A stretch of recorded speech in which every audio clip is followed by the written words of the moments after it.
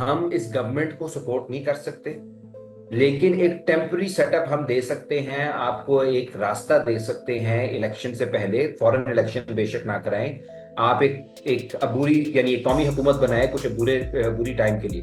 और खान साहब और दीगर जो आपके सारे सियासी इस वक्त कैदी हैं, उनको रिहा किया जाए। ये हालात बहुत खराब है।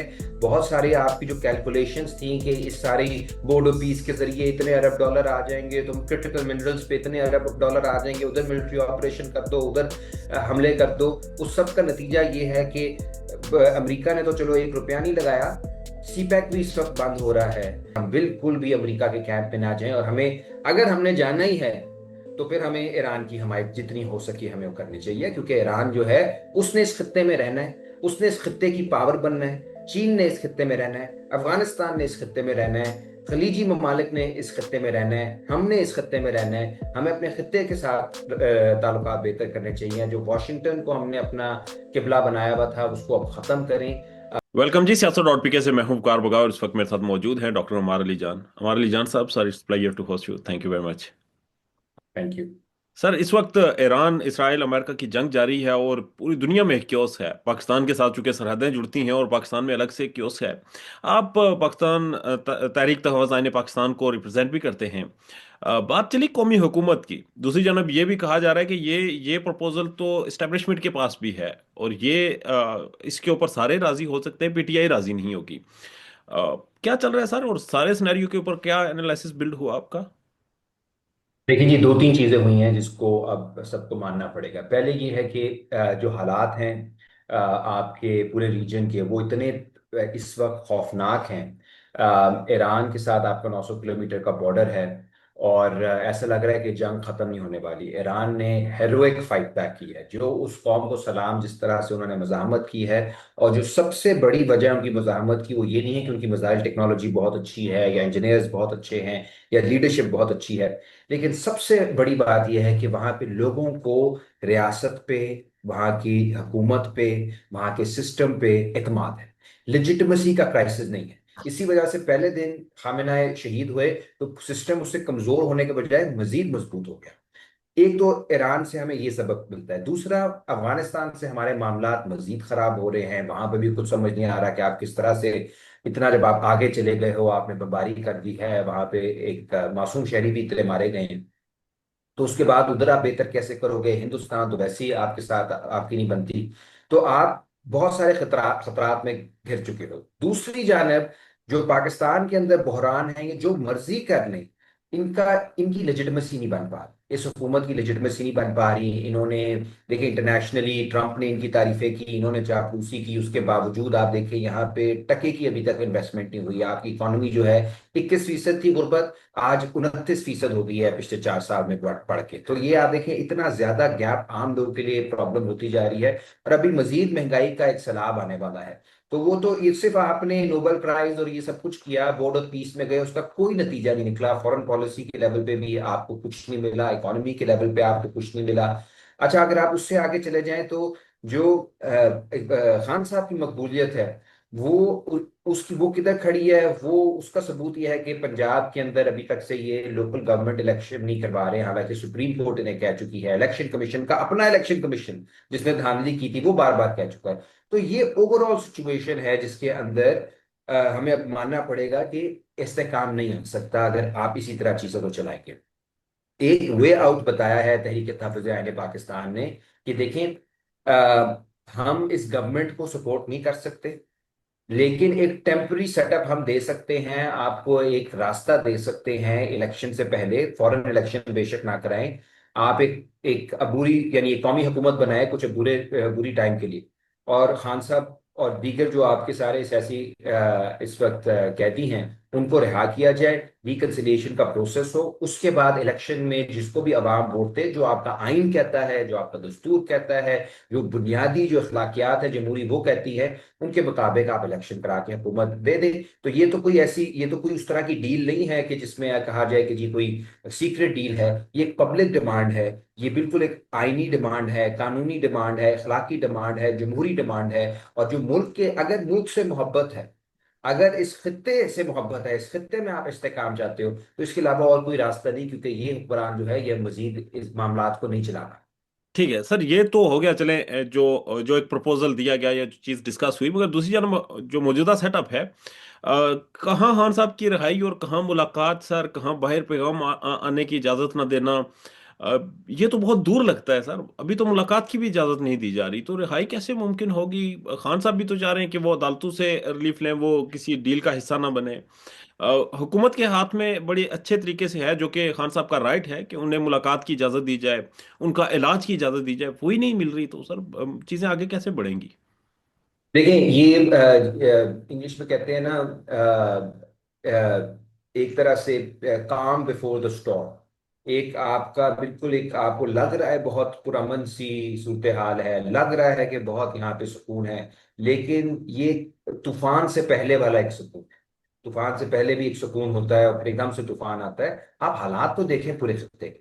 आपकी जितनी भी कैलकुलेशन थी फॉरेन पॉलिसी की, वो कलैप्स कर गई। आपकी इकोनॉमिक पॉलिसी कलैप्स कर गई। एक महंगाई का जो तूफान आएगा, आप लोगों को क्या मुंह दिखाएंगे, आप दुनिया को क्या मुंह दिखाएंगे? इतना डिवाइडेड मुल्क।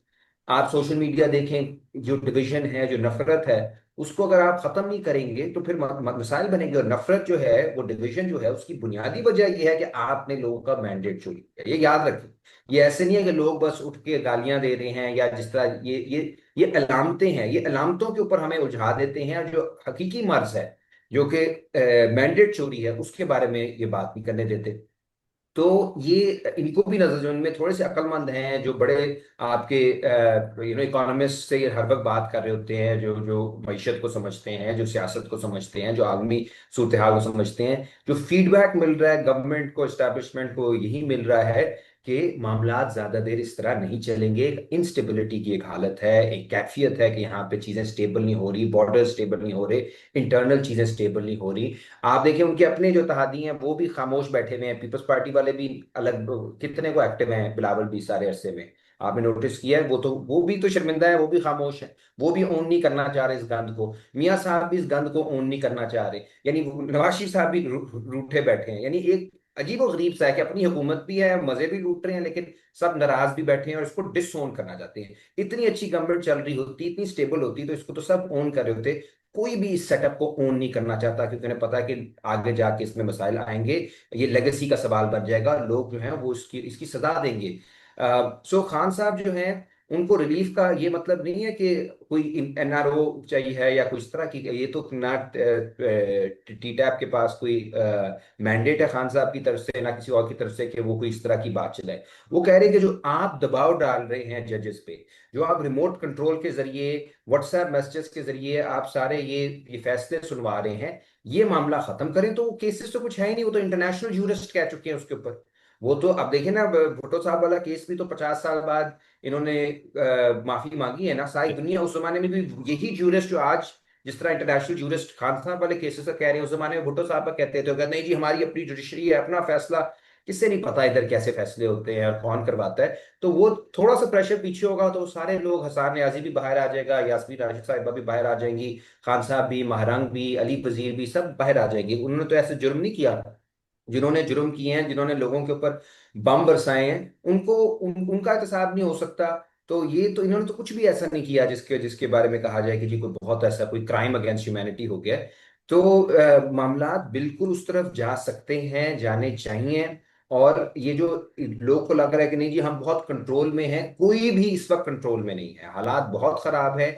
बहुत सारी आपकी जो कैलकुलेशंस थी कि इस सारी बोर्डो पीस के जरिए इतने अरब डॉलर आ जाएंगे, तुम क्रिटिकल मिनरल्स पे इतने अरब डॉलर आ जाएंगे, उधर मिलिट्री ऑपरेशन कर दो, उधर हमले कर दो। उस सब का नतीजा ये है कि अमेरिका ने तो चलो 1 रुपया नहीं लगाया।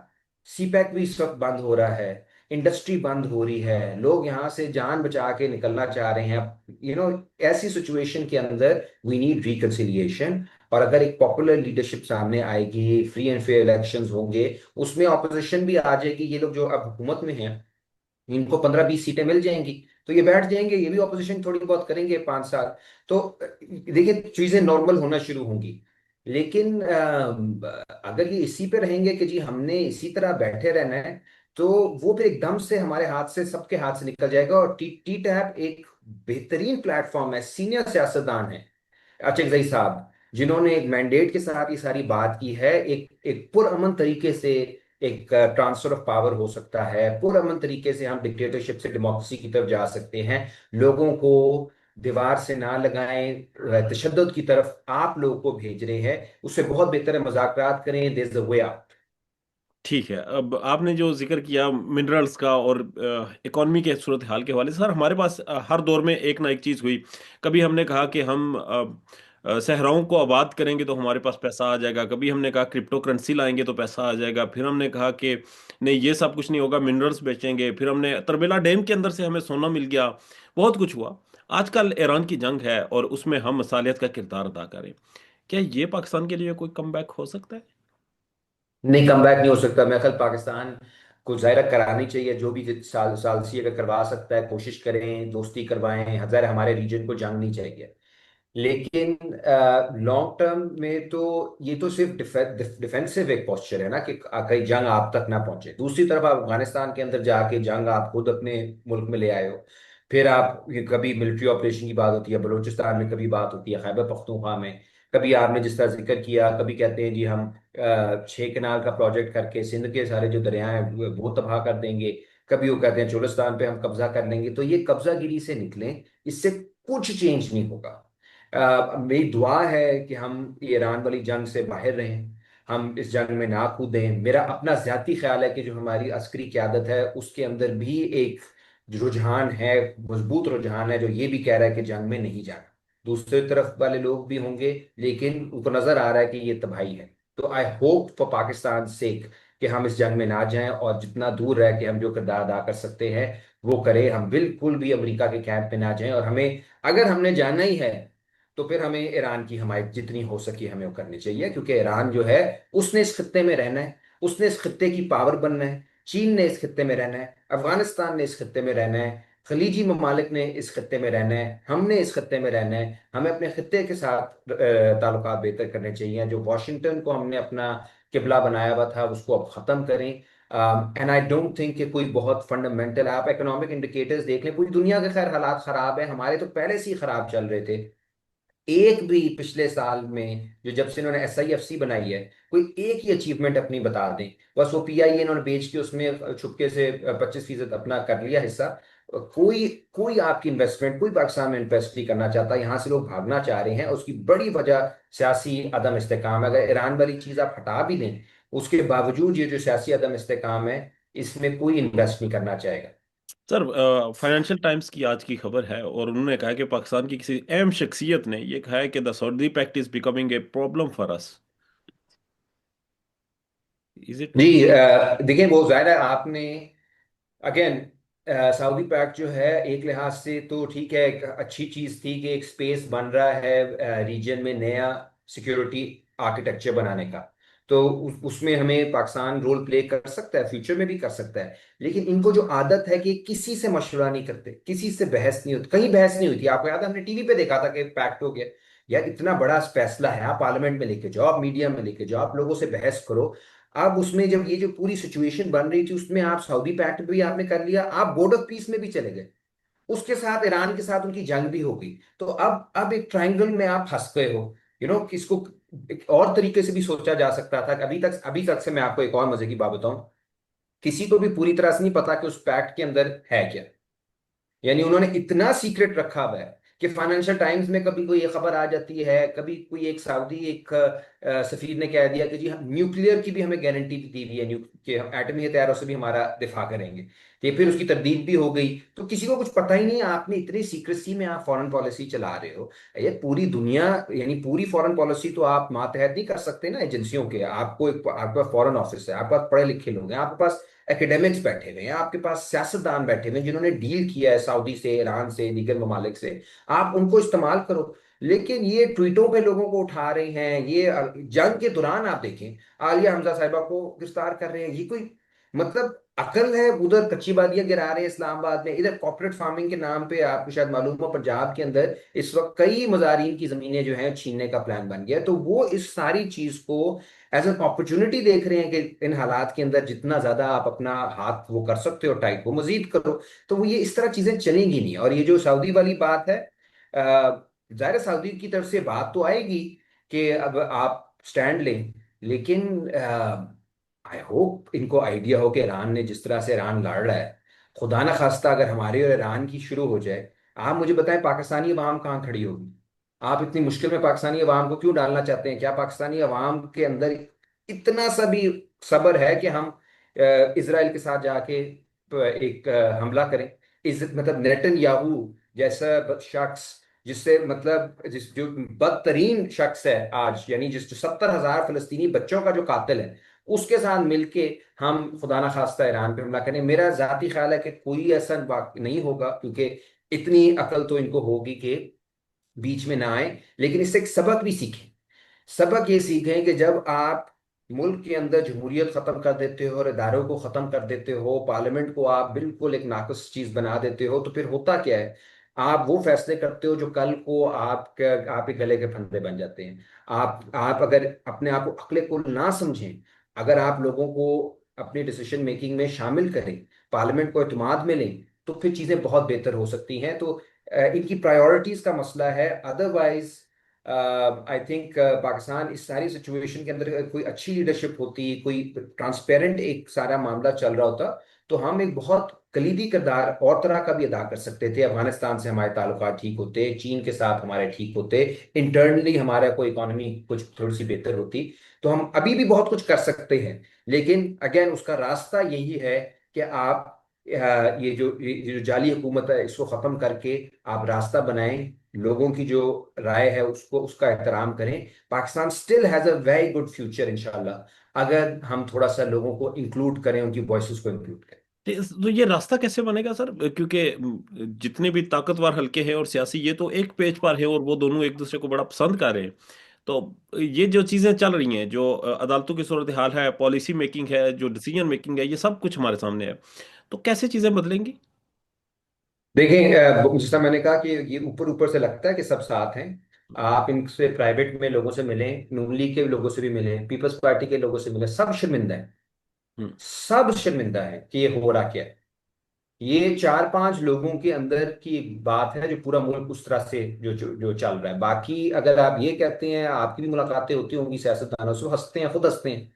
वो आपस में उनका जोक बन चुका है कि यार आप फॉर्म 45 वाले हो या फॉर्म 47 वाले, मतलब आपस में करते हैं एमएनएज एमपीएज एक दूसरे के साथ, नून लीग के, ये वाला मजाक। तो वो किसी को भी नहीं लग रहा कि मामला चल रहे हैं। हर यानी जजेस को भी नहीं लग रहा, लॉयर्स को भी नहीं लग रहा। और जाहिर है बाकी इदारों के अंदर भी ये बात जाती है, प्रेशर्स जाते हैं कि जी अवाम की पल्स क्या है, अवाम क्या सोच रही है। सो ओपनिंग हमेशा रहती है। पहले आप अवाम अगर का माजी प्रेशर में है भी, इनके ऊपर?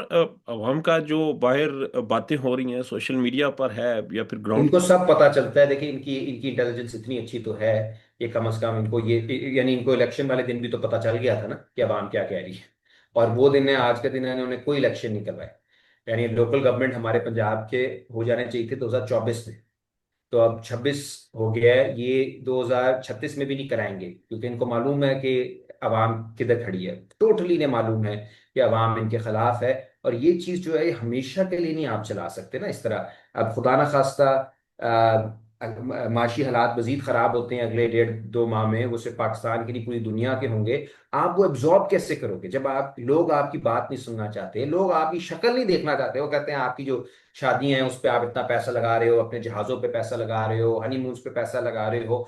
यहाँ पे 30% जो हम कह रहे हैं गुर्बत, 29-30% हो गई है। गुर्बत से की लकीर से नीचे का मतलब है कि उस शख्स को ये नहीं पता कि अगली रोटी कहाँ से मिल रही है। तो फिर ऐसे आप कहोगे हमेशा अमन रहेगा? नहीं रहेगा। और सहूनी भी चाहेंगे कि ये मामला एक्सप्लॉइट किए जाएं, इंडिया भी चाहेगा एक्सप्लॉइट किए जाएं, दीगर कुव्वतें, ज़ाहिर है पाकिस्तान के जो दुश्मन है वो एक्सप्लॉइट करना चाहेंगे। ईरान को क्यों नहीं एक्सप्लॉइट कर सके, ईरान को क्यों नहीं तोड़ सके? क्योंकि अवाम को लीडरशिप पे एतमाद था। आप भी अगर एतमाद पैदा करेंगे तो फिर लोग आपके साथ जुड़ेंगे, और आप पे लोग एतमाद नहीं करेंगे। लोग इस वक्त एतमाद करेंगे ऑपोजिशन पे, क्योंकि उनका मैंडेट अवाम ने ऑपोजिशन को दिया हुआ है, पीटीआई को दिया हुआ है और टी टैप को दिया हुआ है। तो उसकी बुनियाद पे आप चीज़ों को आगे लेके जाएं, जो ग्राउंड रियलिटी है, आपको पसंद है आपको नहीं पसंद, ये इससे कत्ते नज़र हकीकत यही है, ग्राउंड रियलिटी ये है कि इस वक्त आपको एतमाद लोगों का पैदा करना है। और वो एतमाद तभी पैदा होगा जब अडयाला के जो ताले हैं खुलेंगे, खान साहब बाहर आएंगे, वो भी लोगों से बातचीत करेंगे, एड्रेस करेंगे, लोगों को जोड़ेंगे, पाकिस्तान को जोड़ेंगे, एक बेहतर माहौल बनेगा, then we can survive this crisis. Otherwise हम डिवाइड मजीद होंगे, और जो डिवाइडेड होता है दे इवेंचुअली फॉल।